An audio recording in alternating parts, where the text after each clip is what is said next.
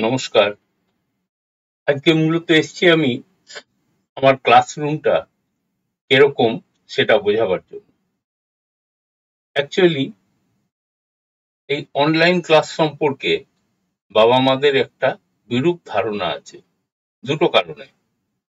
প্রথম কারণ, স্কুলের যে অনলাইন ক্লাসগুলো হয়েছিল কোভিড এর টাইমে, সেখানে ওরা একটা করে পিটিপি দিয়ে দিত আর সেটা মুখস্থের মতন পড়ে যেত। বাচ্চারা কিছু বুঝতোই না, যে যার মতো খেলা করতো। কারণ টিচার্সরা তখনও সেভাবে অনলাইন ক্লাস সম্পর্কে ডেভেলপ হয়নি। কিন্তু আমি দীর্ঘদিন ধরে অনলাইন ক্লাস করি। আমার সেটআপ, এই যে সেটআপটা দেখছেন, এটা পুরোপুরি আমার নিজের মস্তিষ্ক প্রসূত। মানে তৈরি করেছি আমি। এই টোটাল ফিজিক্স এর পেছনে আছে। এটা তারপর আরো অনেকে করেছে। করেছে মানে অনেকে আমার থেকে বিষয়টা জেনেছে, তারপর করেছে এবং অনেককে know-how আমি দিয়েছি। কিন্তু আমার এটি অতি পুরনো নিজের সেটআপ।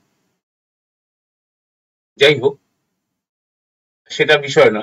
বিষয় হচ্ছে, এতে কি হয়, বিভিন্ন রঙে আমি কালারে আমি লিখি এবং বোঝাই, সেটা বাচ্চাদের অ্যাট্রাক্ট করে এবং ওরা নিজেদের খাতায় করার থেকেও এটা করাতে অনেক বেশি আনন্দ পায়।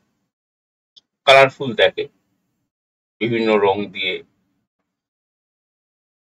আর ২ নম্বর বিষয় হচ্ছে, আমি কারোর বাড়ি গিয়ে করালে, ভালো টিচারকে বাড়িতে নিতে গেলে অনেক বেশি আপনাকে অর্থ ব্যয় করতে হবে। অনলাইনে যখন ক্লাসটা হয়, আহ, সেখানে একটু কম অর্থে সেটা সম্ভব। আর এর চেয়েও বড় কারণ, এটা বলে আমি মনে করি, অনলাইন ক্লাস আলটিমেটলি তো বাচ্চা যখন বড় হবে, তখন তো সব তাদের হাতে ল্যাপটপেই করতে হবে সমস্ত কাজ। যখনই আপনি তাদেরকে কলেজে পাঠাবেন, আপনাকে ল্যাপটপ দিতেই হবে। তো সেটা আরো আগে থেকে নয় কেন? ফোনে বা ল্যাপটপে কেন নয়? হলে কি হয়, যদি আপনারা আপনার বাচ্চাদের কন্ট্রোল করতে পারেন, শেখাতে পারেন যে অনলাইন ক্লাসটা খুব জরুরি এবং সেখান থেকে অনেক বেশি শেখা সম্ভব। আমি ক্লাসটা করছি, আপনারা তো বুঝতে পারবেন কিভাবে ক্লাস নিই। কিন্তু আগে আপনাদের ২-৪টে কথা না বললে নয়। প্রথমত তো স্কুলের অনলাইন ক্লাসটার একটা বিরূপ প্রতিক্রিয়া প্রত্যেক বাবা-মার মধ্যে হয়েছে। কিন্তু অনলাইন ক্লাসের সবচেয়ে বড় সুবিধা যেটা, ধরুন আপনি কোনো ভালো টিচারের কাছে যাচ্ছেন বাচ্চাকে নিয়ে, আপনার যাতায়াতে এভারেজ ২ ঘন্টা নষ্ট হয় কি ১.৫ ঘন্টা নষ্ট হয় এবং বাচ্চা আরো গল্পগুজব, নানান আড্ডা এর মধ্যে জড়িয়ে পড়ে। অথচ তার বাড়িতেই স্টাডি টাইমটা ওই ১.৫ ঘন্টা বা ২ ঘন্টা এক্সট্রা হতে পারে। এইটা বোঝবার খুব প্রয়োজন। আর আপনি যদি কাউকে বাড়িতে ডাকেন, সেই টিচারের এটা দীর্ঘদিন ধরে আমি আলোচনা করি, সেই অর্থ তো আপনি দিতে পারবেন না, বা যারা দিতে পারে তাদের ক্ষেত্রে আলাদা। তো তারা তো সবে শিখছে, তারা তো তাদের know-how-টাই জানা নেই কি করে একটা বাচ্চাকে ডেভেলপ করতে হয়। তো মূলত এই দুটো কারণ। আপনি যদি মনে করেন যে আপনার বাচ্চাকে সঠিক শিক্ষা দেবেন, তাহলে অত অবশ্যই ভালো শিক্ষকের কাছে রাখতে হবে, ভালো এনভায়রনমেন্ট তাকে দিতে হবে। আর সব আরো একটি বিষয়, আহ, আমি যেভাবে ক্লাস করি, ধরুন এই অঙ্কটা আপনি অনেক অনেককেই দেবেন, দেখবেন তারা পারছে না। আপনি এখন অঙ্কটা আমি দেখাবো, আপনারা দেখবেন। ধরুন আপনার বাড়িতে গৃহশিক্ষক আছেন, আহ, তাকে আপনি বাচ্চাকে দিলেন, বাচ্চা আগে ট্রাই করলো, ধরুন পারলো না, তারপর গৃহশিক্ষককে দিয়ে চেষ্টা করলেন। আপনি তখন ধরে ফেলতে পারবেন যে গৃহশিক্ষক এটা করতে পারবেন, তার তো সেই কোয়ালিটিটা আছে। কিন্তু যার নেই, যিনি পারবেন না, তার মানে তিনি সবে শিখছেন, ২-৪টে জিনিস জানেন, ওই পাস করেছেন, এসে ভাবছেন আপনি শেখাতে পারছেন, তা নয়। তাহলে হবে না। এই বাচ্চাকে আপনাকে বড় করতে গেলে, ভালো করতে গেলে, যদি আপনার মনে হয় অঙ্কটাই অ্যাকচুয়ালি মাথা তৈরি করার বিষয়, যেমন আমার এই ক্লাসে আমার 7 এর যে ব্যাচ আছে তারা এই অঙ্কটা করে ফেলে। কেন? এটা কিন্তু ক্লাস আপনি দেখবেন 10 এর বাচ্চাও পারছে না, এমনকি 11 এর বাচ্চাকেও দেবেন, দেখবেন ওরে বাবা এরম বলবে। দিয়ে দেখবেন কেউ কেউ পারবে না তা নয়, সবাইয়ের কথা বলছি না, কিন্তু আমি চাই কি, আমি চাই সমস্ত বাচ্চা যেন সঠিক করে গড়ে ওঠে। কেন পারবে না? এই আমার ক্লাসে ক্লাস 7 এর বাচ্চাদের আমি ওই স্ট্যান্ডার্ডে নিয়ে যাই। ধরুন কাউকে জয়েন্টে চান্স পেতে হবে, ওপরের দিকে র্যাঙ্ক করতে হবে। আপনার স্কুলে তো 50টা বাচ্চার মধ্যে ক্লাস, কিন্তু যখন জয়েন্টে যাবে তখন তো তার 10 লক্ষ বাচ্চার মধ্যে র্যাঙ্কের বিষয়, বিষয়গুলো ভাববার। তাহলে আপনাকে বাচ্চাকে ওই লেভেলে নিয়ে যেতে হবে, এবং সেটা একদিনে সম্ভব না। যদি না কোনো স্টুডেন্ট আগে থাকতে অ্যাডভান্স হয়, মানে ও ধরুন একটা স্টুডেন্ট 11-এ গিয়ে 11 করছে, 12 করছে, তার পক্ষে ফার্স্ট অ্যাটেমে আইআইটি অ্যাডভান্স ক্র্যাক করা খুবই ডিফিকাল্ট, সঠিক পরিবেশ না পেলে। কিন্তু আমি কি করি, আমি এই ক্লাস 7, 8, 9, 10 এর মধ্যেই তাদেরকে 11, 12 এর বেশ কিছু বিষয় শিখিয়ে রাখি, যাতে যখন সেই বাচ্চাটা 11-এ গিয়ে পৌঁছবে তার যেন বিন্দুমাত্র কোনো অসুবিধা না হয়। আর আমার পাথটা আমি আপ টু গেট অব্দি পড়াই, মানে যে কিনা বিটেক করার পরে আবার এমটেক করার জন্য যে পরীক্ষা দিয়ে চান্স পেতে হয় সেটা গেট, আপনারা নিশ্চয়ই জানেন। তো তত অব্দি যেহেতু আমি পড়াই এবং তাদেরকেও আমি চান্স পাওয়াতে পারি, তো সেক্ষেত্রে আমার এই পাথটা জানা আছে। আমি জানি একটা বাচ্চাকে কি করে ওই রাস্তায় নিয়ে যেতে হবে। জরুরি না সব বাচ্চাকেই সায়েন্স নিতে হবে, তা নয়, কিন্তু অঙ্কের প্রতি ভালোবাসা না জন্মালে, ধরুন যখন বাচ্চাটা পড়াশোনা শেষ করার পর সে ইঞ্জিনিয়ার হলো না, কিন্তু কোনো একটা ব্যাংকের পরীক্ষা দেবে, রেলের পরীক্ষা দেবে, ইউপিএসসি দেবে, সেখানে অঙ্কটাই মেন। সমস্ত বাচ্চা এই অঙ্কের কারণে পিছিয়ে পড়ে, হয় না। তাহলে মূলত ওই জায়গাটা মাথায় ধরতে হবে যে আমার বাচ্চাটাকে যদি আমি অঙ্কে মাথা তৈরি করতে পারি, আর বাকি সাবজেক্ট কিন্তু অটোমেটিকই ভালো হতে আরম্ভ করবে, কারণ ওর মাথাটা তৈরি হচ্ছে। অন্য সাবজেক্ট সব তৈরি হয়ে যাবে যদি তার অঙ্কে মাথা হয়। এটা আমি দেখেছি, এটা আমার মানে আহ, প্রমাণিত সত্য বলতে পারে। তো সেই জন্য আমি আমি এটা সাজেস্ট করি সমস্ত বাচ্চাকে তার স্কুলের লেভেলের পড়াশোনাটা যখন হয়ে গেল, মানে যে 7-এর বাচ্চা 7টাই করলো, 8টা করলো, যদি 8 সে একবার করে ফেললো, তাহলে 7-এর অঙ্কটা তার কাছে তখন কোনো ম্যাটার করে না, কারণ সে অ্যাডভান্স হয়ে গেছে। কিন্তু সেইটার ওয়ে আছে, জোর করে তো করিয়ে দেওয়া যায় না।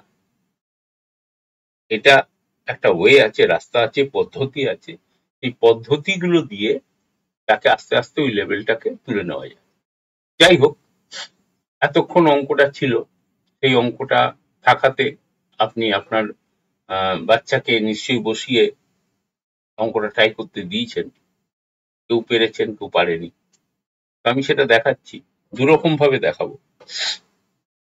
একটা আমি অঙ্কটা তো করে দেখাবো, বা যে কোনো অঙ্কই করে দেখাই। আর আরেকটা টেকনোলজির সাহায্যে আরো ভালো করে যাতে বোঝে সেই ব্যবস্থাও আমার সঙ্গে থাকে। দুটোই একসাথে দেখাবো। প্রথমত এই অঙ্কটা কি বলেছে, অঙ্কটা বলেছে যে এটা একটা আইসোসেলেস ট্রায়াঙ্গেল। কি করে না, এসি ইকুয়াল টু এবি, অর্থাৎ এই দুটো সাইড সমান, এসি আর এবি। তার মানে দুটো সাইড যদি সমান হয় তাহলে আমরা অবভিয়াসলি বলতে পারি angle ACB is equal to angle ABC. কেন? লজিক কি? লজিক হলো এটা যেহেতু equal side, equal sides opposite angles are equal. Equal sides opposite angles are equal. এটা হলো থিওরি। আমরা জানি যে কোনো ট্রায়াঙ্গেলের যদি দুটো সাইড সমান থাকে, তাহলে এই সাইডের অপোজিট অ্যাঙ্গেল এইটা, এই সাইডের অপোজিট অ্যাঙ্গেল এইটা, এই দুটো অ্যাঙ্গেল সমান হবে। অর্থাৎ এই অ্যাঙ্গেলটা আর এই অ্যাঙ্গেলটা ইকুয়াল হবে। তাহলে যদি ইকুয়াল হয়, একটা অ্যাঙ্গেল দিয়ে দিয়েছে 20 ডিগ্রি, তিনটে অ্যাঙ্গেলের যোগফল কত? 180 ডিগ্রি। ট্রায়াঙ্গেলের সাম অফ দ্য অ্যাঙ্গেলস। তাহলে কি দাঁড়ালো? অ্যাঙ্গেল দুটো পরিষ্কার মুখেই বোঝা যায়, 180 থেকে 20 বাদ, তার মানে এই দুটো অ্যাঙ্গেল হলো 160। তাহলে 2 দিয়ে ভাগ করলে 80 ডিগ্রি করে দুটো অ্যাঙ্গেল হবে। তাও আমি করে দেখিয়ে দিচ্ছি। Angle A plus angle B শর্টে লিখছি, plus angle C is equal to 180 degree. কি? Sum of the three angles of a rectangle আর সাপ্লিমেন্টারি। তাহলে কি দাঁড়ালো? এটা 20 ডিগ্রি আছে, ওদিকে নিয়ে যাব, আর এই দুটো সমান। তাহলে বি প্লাস, এটাও সি এর বদলে বি লিখলাম, তাহলে এটা হয়ে গেল 180 মাইনাস 20 ডিগ্রি। তার মানে 2 অফ অ্যাঙ্গেল বি হলো 160। তাহলে অ্যাঙ্গেল বি কত? না, 2 দিয়ে ভাগ করলে 80 ডিগ্রি। আর এটা আমরা মুখেই বলে দিতে পারি, করে দেখালাম কেন? সকলের বোঝার জন্য, কারণ এগুলো যখন চলবে তখন মাথাতেই এসে যাবে। তাহলে অ্যাঙ্গেল বি হলো 20 ডিগ্রি, এখানে লিখে রাখ। Angle B is equal to angle C is equal to 80 degree. এটা পেয়ে গেল। আর কি দিয়েছে? এটা ইউজ হয়ে গেছে। আর দিয়েছে বিসি ইকুয়াল টু এডি, অর্থাৎ এই সাইডটা আর এই সাইডটা সমান। আমাকে বার করতে হবে এই অ্যাঙ্গেলটা। এবার কি করতে হবে, যেটা না করলে এই অঙ্কটা হবেই না, এখানটা আমি মুছে দিচ্ছি, কারণ এখানে আমাকে একটা ড্রয়িং করতে হবে। এই জন্য এই জায়গাটা মুছে দিলাম, কারণ এর যা কনক্লুশন, এই কনক্লুশনটা আমার এখানে লেখা আছে, এটা এনেছি। নেক্সট, একটা ট্রায়াঙ্গেল ড্র করব, যে ট্রায়াঙ্গেলটা ইকুইল্যাটারাল ট্রায়াঙ্গেল। কোথা থেকে? এই এসি সমান সমান একটা ট্রায়াঙ্গেল ড্র করলাম, যেটা কিনা ইকুয়াল। অর্থাৎ আমি হাতে আঁকছি, অত ভালো হবে না, ওটাকে বুঝে নিতে হবে। এই কিভাবে আঁকলাম? এটা নাম দিলাম পয়েন্টি। কিভাবে আঁকলাম? যে এই সাইড তিনটে সমান। তাহলে কি ড্র করলাম? কনস্ট্রাকশন। কনস্ট্রাকশনটা কি? Draw equilateral triangle. কি condition? AC is equal to AE is equal to EC, আর AC এর সাথে কে সমান? AB। তাহলে ওটাও লিখে রাখি, ইকুয়াল টু AB। ক্লিয়ার হয়ে গেল? এটুকু নিশ্চয়ই সবাই বুঝে গেলে।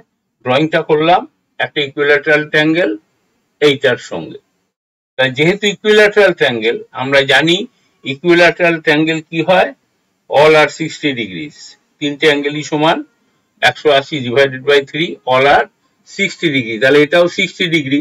তাহলে এই অ্যাঙ্গেলটা কত হলো? এই অ্যাঙ্গেলটা হয়ে গেল 40 ডিগ্রি। আমি এগুলো আর লিখছি না, বুঝিয়ে দিচ্ছি তাড়াতাড়ির জন্য। আর এই গোটা অ্যাঙ্গেলটা, এইটা 60 ডিগ্রি, এইটা 60 ডিগ্রি। তাহলে এই অ্যাঙ্গেলটা কত হলো? That is 20 degree. ক্লিয়ার এই অবধি? এবার আমি এইটা জয়েন করে দিলাম। জয়েন দিস, জয়েন এই, যেই এটা আমি জয়েন করলাম, কি হলো? এ বি ডি ই একটা ট্রায়াঙ্গেল হলো। ট্রায়াঙ্গেল এ বি ই, এই ট্রায়াঙ্গেলে কি আছে? এই সাইড দুটো তো সমান, by construction A B equal to এই যে এখানে আছে, এই ইকুয়াল টু এ বি। তাহলে আবার এই ট্রায়াঙ্গেলটাও কি হলো, আইসোসেলেস ট্রায়াঙ্গেল হলো। তাহলে এর অপোজিট অ্যাঙ্গেল দুটো ইকুয়াল হবে। তাহলে angle AEB is equal to angle ABE। এই দুটো অ্যাঙ্গেল সমান, এই অ্যাঙ্গেলটা আর এই অ্যাঙ্গেলটা, এই গোটাটা। তাহলে এটা 40 ডিগ্রি, তাহলে এটা যদি x হয় এটাও x, 2x equal to 180 minus 40। তাহলে এই অ্যাঙ্গেলটা হয়ে গেল 70 ডিগ্রি, 70, এটাও হয়ে গেল 70। এই অ্যাঙ্গেলটা, এটা কিন্তু 60 ছিল, তাহলে এই অ্যাঙ্গেলটা 10, এই অ্যাঙ্গেলটা 10 ডিগ্রি।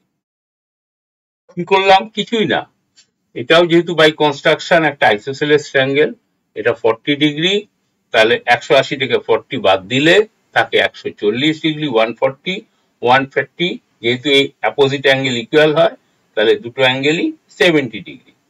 তাহলে এই দুটো অ্যাঙ্গেল কত হলো? 70 ডিগ্রি। তাহলে আমি এইটা পুরো অ্যাঙ্গেলটা কত হলো? অ্যাঙ্গেল CBE, CBE টা কত হলো? অ্যাঙ্গেল CBA, এই অ্যাঙ্গেলটা এটা আগেই বেরিয়ে আছে আমাদের, কত ডিগ্রি ছিল? 80 ডিগ্রি, আর এটা 70 ডিগ্রি, দুটো মিলে 150 ডিগ্রি। এবার আমরা কি করব? From triangle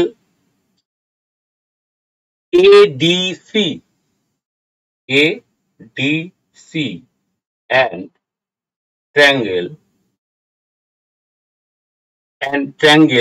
CBE, triangle CBE, এই দুটো ট্রায়াঙ্গেলকে কনগ্রুয়েন্ট প্রুফ করে দেবো। কি করে করব? দেখো, এই সাইডটা সমান সমান এই সাইডটা বাই কনস্ট্রাকশন। কি লিখবো? লিখবো হলো, এখানে আছে AC, AC is equal two, এখানে কি এটা? সিই, দেখো সিই আছে একটা। 2 নম্বর, ইন এই অ্যাঙ্গেলটা 20 ডিগ্রি আর এই অ্যাঙ্গেলটাও 20 ডিগ্রি, অর্থাৎ কিনা অ্যাঙ্গেল এদিকে কি হবে? BAC, বি, এটা ডি, ডি থেকে নি, একই কথা, B, DAC is equal to angle ECB, angle ECB, both are 20 degree। আরেকটাকে, আরেকটা given BC equal to AD, দেখা যাচ্ছে এখানে লিখলে? হ্যাঁ, দেখা যাচ্ছে BC equal to AD, এটা হলো given। তাহলে আমরা কি পেলাম? আমরা পেলাম triangle ADC congruent to triangle CBE by side angle side। যে কোনো একটা ট্রায়াঙ্গেলকে ধরতে হয়, side angle side, in between angle আছে, এটাই হলো বাই SAS congruent।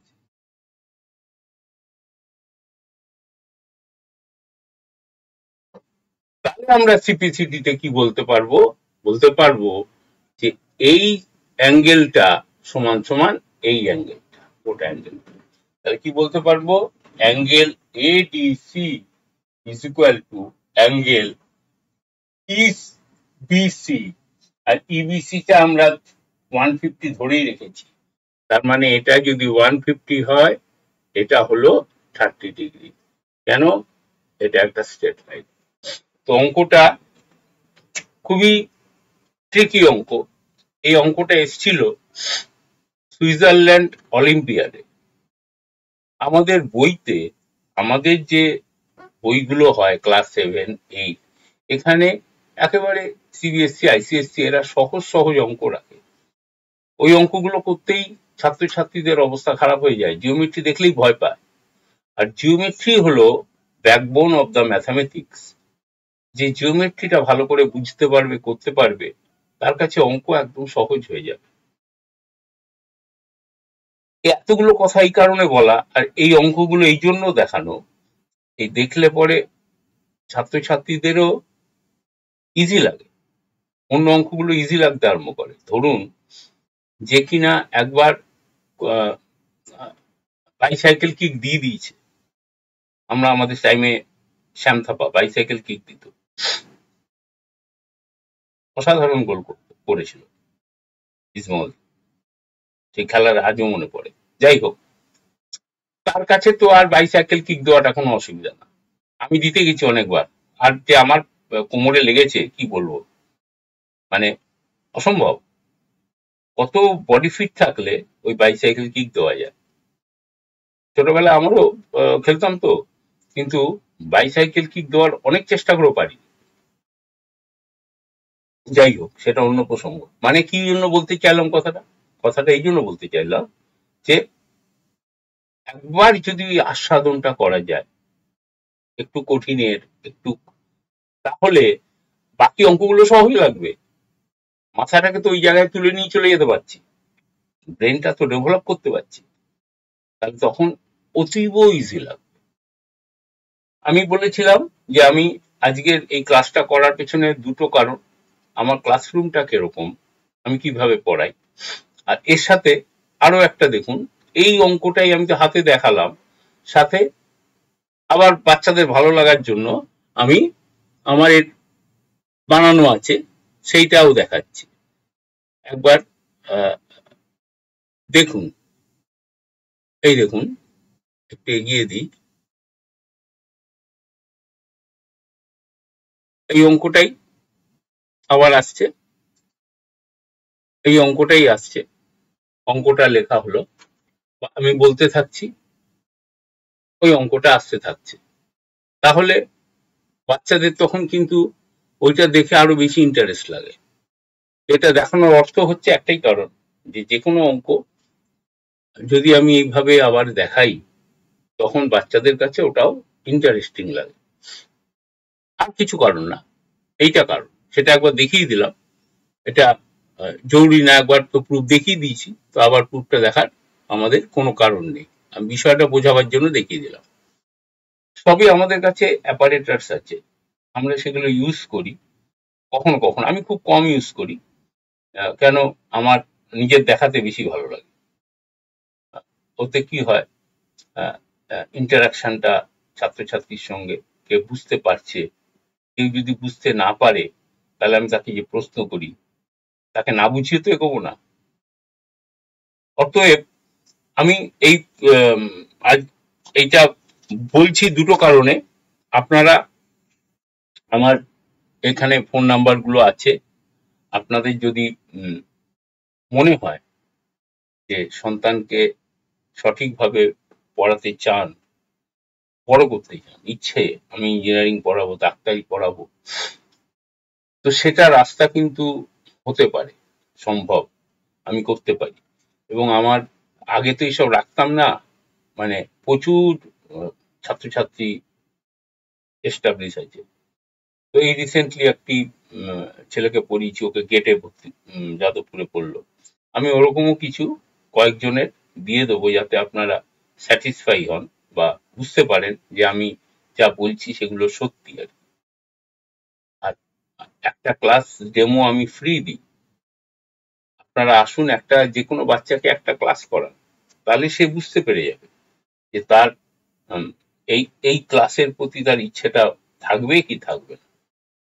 বা একজন বাচ্চা, একটা বাচ্চা যে আর আরেকটা টিচারের কাছে পড়ে আর আমার কাছে পড়লো, দুটোর ডিফারেন্স কিন্তু বাচ্চাটা বেশি বুঝবে, কারণ ওর তখন কিন্তু ওই ইচ্ছেটা আসতে আরম্ভ করবে অঙ্কের প্রতি, যে বুঝে গেলেই, যেই বুঝে যাবে যেটা হচ্ছে না, যখন তারপর সে নিজে বুঝে ওটা আরেকবার করতে পারবে, তখন তার ইচ্ছেটা আসতে আরম্ভ করবে।